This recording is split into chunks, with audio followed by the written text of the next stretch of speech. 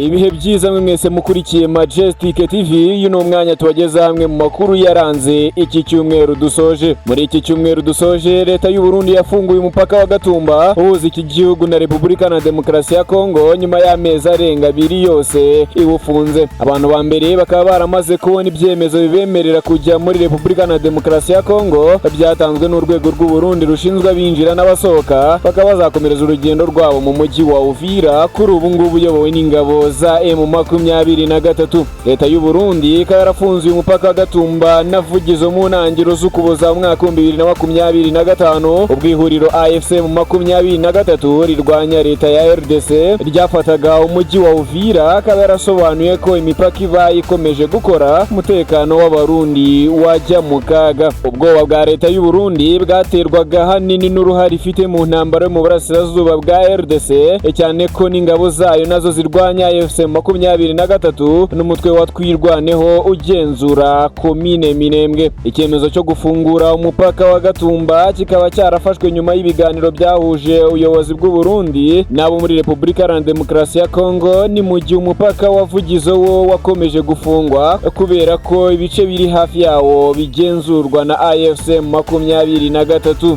Mu yandi makuru kandi yabaye muri iki cyumweru, Kala Braxton wabaye umukinnyi ukomeye muri shampiyona ya basket y'abagore muri Leta Zunze Ubumwe za Amerika, kanayitwara inshuro zigera kuri 2 zose, yapfuye ku myaka ye 43 bitewe n'impanuka ikomeye ubwo yari mu modoka mu gace ka Cobb County muri leta ya Georgia. Nyuma y'iyo mpanuka, umuhungu we Jelani Turmani yahise ashyira hanze ifoto yakiri muto ari kumwe na nyina yambaye umwambaro yakinanaga, ikurikiza ubutumwa bugaragaza ko azamukumbura nk'umwamikazi we. Uyu mukinnyi kandi yahagaritse gukina mu mwaka wa 2014 nyuma yo kunyura mu makipe atandukanye arimo Detroit Shock, Tulsa Shock, Phoenix Mercury ndetse na New York Liberty. Muri iki cyumweru kandi Perezida Paul Kagame yakiriye Kigali Minisitiri w'Ububanyi n'Amahanga wungirije wa Arabia Saudite ni Walid bin Abdulkarim El Khaliji. Ibiro by'umukuru w'igihugu byarasobanuye ko Perezida Kagame na Minisitiri Walid bagiranye ibiganiro byubakiye ku mubano ukomeye uri hagati y'u Rwanda na Arabia Saudite ushingiye ku bufatanye mu nzego z'ingenzi. U Rwanda na Arabia Saudite bikaba byifatanya mu mishinga ikomeye yo kubaka ibikorwa by'ingenzi birimo iby'ubuvuzi, imiyoboro y'amashanyarazi ndetse n'imihanda. Ibitaro byitiriwe Umwami Faisal biri mu karere ka Gasabo umujyi wa Kigali, akaba ari ikimenyetso cy'umubano ukomeye uri hagati y'ibihugu byombi,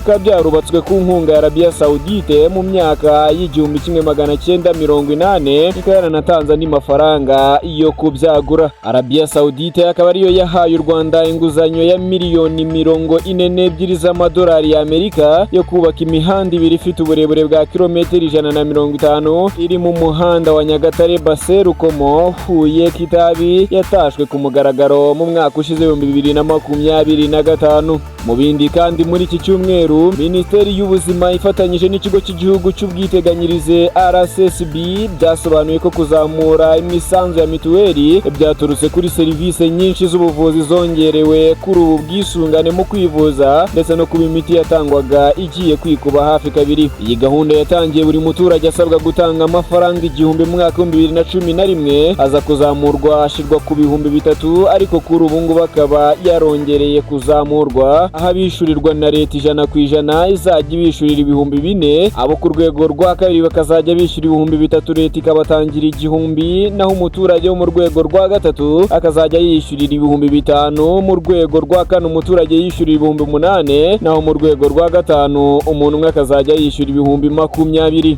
Muri iki cyumweru kandi u Rwanda rwakiriye abanyarwanda 22 barimo abari bamaze imyaka irenga 30 barahungiye muri Repubulika na Demokarasi ya Kongo, bagaragaza ko bababajwe n'igihe batayeyo kuko bagifata nk'igihombo mu iterambere ryabo. Abo banyarwanda bakiriwe binyuze ku mupaka wa Rusizi ya mbere, bakaba ari icyicaro cya kabiri cy'abakiriwe muri uyu mwaka wa 2026 bavuye muri Repubulika na Demokarasi ya Kongo. Naho inzego z'ubuzima mu karere ka Kabare muri Uganda Uganda zatangaje ko ubwandu bushya bw'agakoko gatera sida bukomeje kwiyongera kubera ibura ry'udukingirizo muri ako gace ka Kabare. Ubwo bwiyongere bwavuye mu bipimo byafashwe mu mezi 3 ashize, aho abakozi bo mu nzego z'ubuzima bakomeje kugaragaza icyo kibazo ngo gishakirwe uko cyakwitabwaho, kuko mu mezi 3 ashize muri Kabare habonetse abanduye sida bashya bagera kuri 40. Umufashamyumvire mu bitaro by'akarere bya Kabare Alfred Besiganse yasobanuye ko hari ihuriro hagati y'ubwandu bushya n'ubuke bw'udukingirizo. Mbere Kabare yahabwaga nibura udukingirizo 10,000 tugasaranganywa mu bigo nderabuzima n'ibitaro bitandukanye mu kurwanya ubwandu bw'agakoko gatera sida. Kuri ubu ariko mu mezi ashize 2 hoherejwe udukingirizo 2,000 gusa. Uyu muyobozi kandi yasabye abaturage kugira uruhare mu kwikingira bahitamo kugura udukingirizo aho bishoboka mu kwirinda gukora imibonano mpuzabitsina idakingiye, anasaba guverinoma gushyira imbaraga mu gukumira ubwandu bushya bwa virusi itera sida. Muri iki cyumweru kandi mu bijyanye n'itangazamakuru hasezeye abanyamakuru 2 mu bigo bitandukanye by'itangazamakuru. Umunyamakuru akaba n'umuhanzi ndetse na rwiyemezamirimo Uncle Austin yasezeye radio ya Kiss FM yakoreraga nyuma yo kumara iminsi atumvikana kuri radio. Mwaka 2022 nibwo Uncle Austin yari yasubiye kuri Kiss FM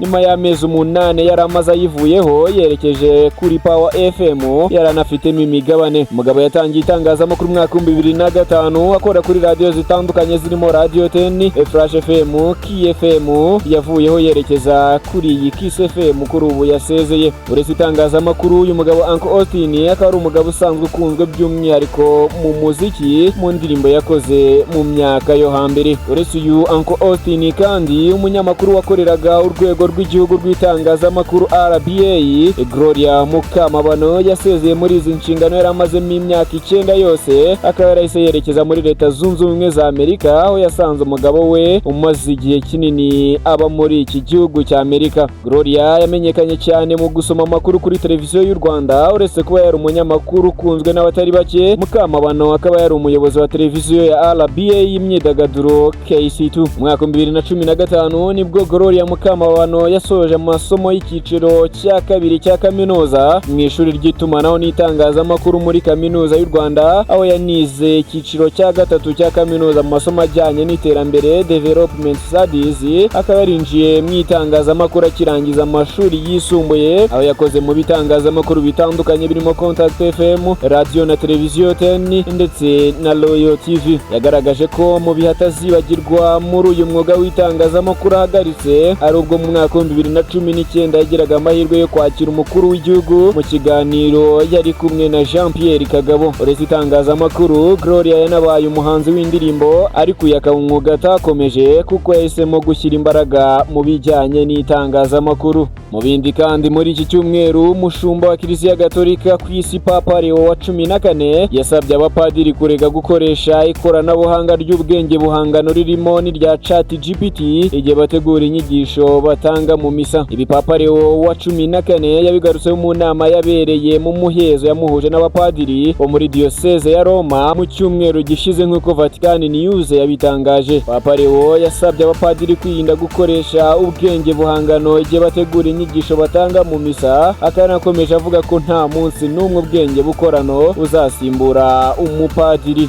Muri iki cyumweru kandi mu murwa mukuru wa Iran ariwo Tehran no mu yindi miji ikomeye nka Asfan, Ekalaje, Kalimantan humvikanye urusaku rwinshi rw'ibisasu. Minisitiri w'ingabo wa Israel Katz yatangaje ko igisirikare cyabo ku bufatanye n'ingabo za Amerika cyatangije ibitero byiswe Operation Rolling Lion bigamije guca intege ubushobozi bwa Iran bwo gukora intwaro kirimbuzi no kurinda akaga kashoboraga kugwira abaturage babo. Ni ibitero byiciwemo umuyobozi w'ikirenga wa Iran n'abandi bayobozi 40 ndetse n'abasivile barenga 200 nk'uko amakuru aturuka mu gihugu cya Iran bigaragaza. Kugeza ubu Alireza Alafi akaba yemejwe nk'umusimbura w'agateganyo umuyobozi w'ikirenga wa Iran asimbuye Ali Khamenei waguye mu bitero by'ingabo za Leta Zunze Ubumwe za Amerika ndetse n'iza Israeli ziri kugaba kuri iki gihugu cya Iran.